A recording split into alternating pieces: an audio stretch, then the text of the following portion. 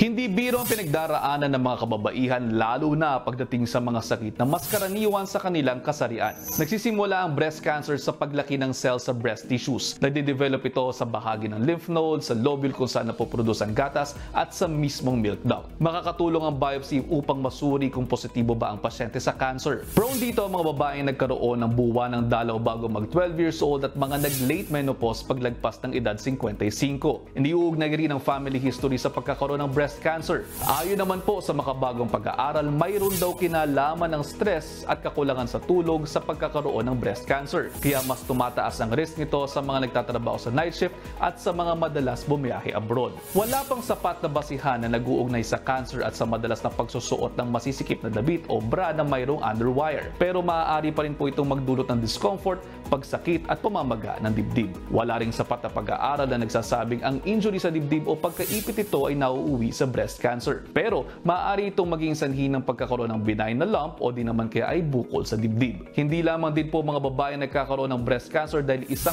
ng mga mayroon dito sa bansa ay mga lalaki. Marami sa mga kaso ng breast cancer sa bansa ay nadadiagnose at late stage or advanced stages na. 4 lamang po sa 10 tinatamaan ng breast cancer sa bansa ang nakakasurvive. Hindi po magandang numero mga yan mga kapatid. Malaki ang magagawa ng early detection para pataasin ang tsansa upang magabot kaagad at hindi na lumala pa ang breast cancer. Mainam ang agarang pagpapatingin sakaling mapansin ang biglaang pagbabago sa laki, sa hugis o sa itsura ng dibdib, lalo na kung mayroong bukol o pangangapal na nararamdaman sa gilid na bahagi sa ilalim ng kilikili. Maaaring isailalim ang sarili sa breast check at least 1 beses sa isang buwan. Maaari din po itong gawin habang kayo ay nakahiga. Gamit ang inyong mga kamay, kapain in circular motion ng inyong mga katawan mula sa collarbone pababa sa ilalim ng inyong dibdib. Sa oras na makaramdam ng sakit at bukol ay sapat na dahilan na ang mga ito upang ipatingin sa inyong mga doktor.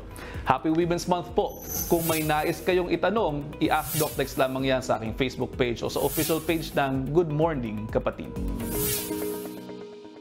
Mga kapatid, Dimples Romana po, kumpletuhin ang inyong umaga ng mga kwentong puno ng inspirasyon. Salubungin po ang bawat araw ng may ngiti at pag-asa. Kaya't mag-subscribe na po at mag-follow na sa aming social media pages ng News 5.